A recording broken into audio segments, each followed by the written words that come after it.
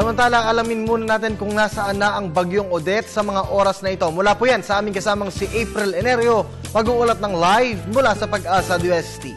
April, magandang hapon.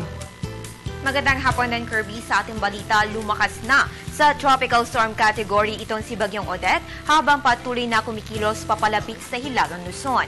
Para sa karagdagang impormasyon, kasama natin ngayon si Pag-asa weather forecaster Alvin Pura. Magandang hapon, Alvin. Ano nang update natin kay Bagyong Odette? Magandang hapon sa iyo, April.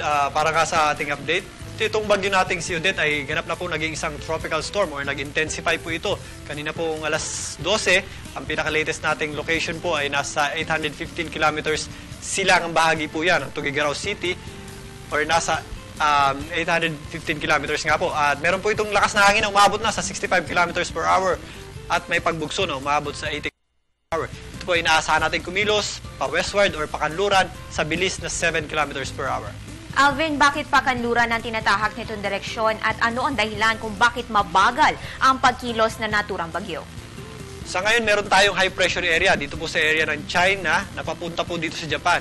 At hindi po nakaakyat kaagad yung ating bagyong si Odette. Kaya po naharangan na siya ng ating malaking high pressure area dito po sa hilagang bahagi po, nasa Japan area. At yun po ang pumipigil sa kanya upang tumaas po siya or umakyat. So, ang kilos niya na ngayon ay pa-westward until mag-recede or umatras na yung ating high pressure area dyan sa taas ay patuloy na gagalaw pa-westward itong ating bagyong si Odette. Ayon dun sa inalabas niyong weather advisory ay papalapit nga itong si Bagyong Odette sa Northern Luzon. So nakataas po ang ating public storm warning signal. Saan ito nakataas at inaasahan po ba na magla-landfall ito sa kahit anong parte ng Pilipinas? Sa ngayon, meron tayong nakataas na public storm warning signal number 1 sa lalawigan po ng Cagayan. Nakakasama po dyan ang Babuyan at Calayan Group of Islands. Sa ngayon, medyo malayo pa po yung ating bagyo, subalit papalapit na po yan dyan sa area na nabanggit. At may posibilidad po ito mag-landfall dito po sa Northern Luzon. Sa ngayon, maaari din pong dumaplis lang po ito or dumaan pataas ng ating Northern Luzon or sa hilagang bansa. At habang papalapit po yan dyan sa area, maaari pa po tayo magtaas or magdagdag ng mga public storm warning signal. Sa kaugnay na balita, mga kababayan, kahapon, 3 ang low pressure area na ating binabantayan, no? Isa yun nandito sa loob ng ating PAR na naging bagyong si Odette.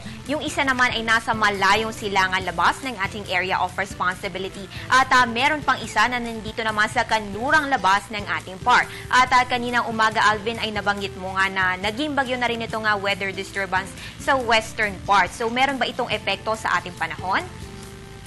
Tama ka, April. Meron nga tayong isang tropical depression. Nasa labas naman po yan ng ating Philippine Area of Responsibility or nandyan sa West Philippine Sea. Patungo po yan sa area ng Vietnam.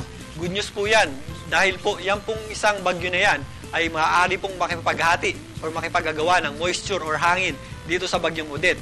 Yan po ay humihila din ng habagat. So yung ating hanging habagat ay hindi po ganun kalakasan dahil naghahati po sila ng moisture at hangin ng kasalukuyang bagyo nating si Odette. At kung mapapansin nyo, dito po sa area na to, sa may ilang bahagi po ng Luzon, ay medyo manipis po ang ulap dahil po yan yung tinatawag nating cold area. Pag meron po tayong dalawang bagyo, yung gitna po nun ay maganda po ang hangin at maganda po ang panahon. Okay, well, in the meantime, ano naman kaya ang magiging lagay ng panahon sa mga susunod na oras sa natitirang bahagi ng Pilipinas? Yes, bagamat meron nga tayong low pressure area, ay meron nga tayong bagyo at isa pang tropical depression, inihila nga niya ng ating habagat. So, ang habagat pa rin ang ating main weather system sa ngayon. Magiging makulim din po tayo dito sa Metro Manila at may mga light to moderate rain showers at thunderstorms. Dito po sa area ng Visayas ay magiging maulap din po tayo, lalong-lalo na sa western section po ng Visayas. At meron din tayo mga inaasahang light to moderate na mga pagulan at mga pagkulog-pagkidlat. Samantalang dito sa area ng Mindanao, maliwalas po ang panahon natin dyan, manipis po ang ating kaulapan. At kung may mga pagulan ay isolated at localized lamang o mga mararanasin natin mga pagulan dyan sa area po ng Mindanao. Alvin, dyan sa iyong forecast track, no? Hanggang kailan ba natin inaasahan mananatili si Bagyong Odette sa ating PAR?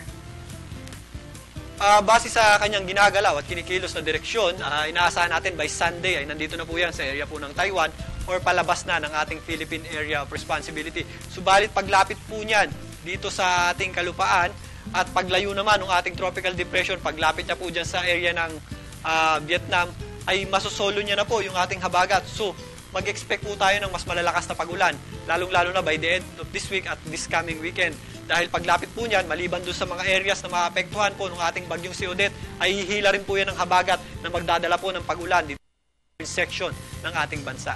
Nako, so continuous monitoring po tayo sa magiging development sa ating weather condition. Maraming salamat Alvin Pura, weather forecaster ng Pag-asa na nagbigay po sa atin ng update tungkol kay bagyong Odette. Para sa karagdagang impormasyon mga kababayan, dahil si bagyong Odette ay nasa tropical storm category na, meron na po itong international name na Usagi. Ang salitang Usagi ay mula sa bansang Japan na ang ibig sabihin ay isang kuneho o rabbit. Itong si bagyong Odette ang unang bagyo ngayong Setyembre at ang ika-15 ngayong taon. Para maging una sa ulat panahon, please follow us on Twitter, like us on Facebook at bisitahin ang aming website. Antabayanan rin ang susunod na ulat panahon ni Weatherman Harry mamayang 3:00 ng hapon. At yan ang pinahuling balita mula dito sa Pag-asa DOST. Ako po ang inyong weather girl April Enerio para sa Telebisyon ng Bayan. Balik sa iyo, Kirby. Maraming salamat sa iyo, April.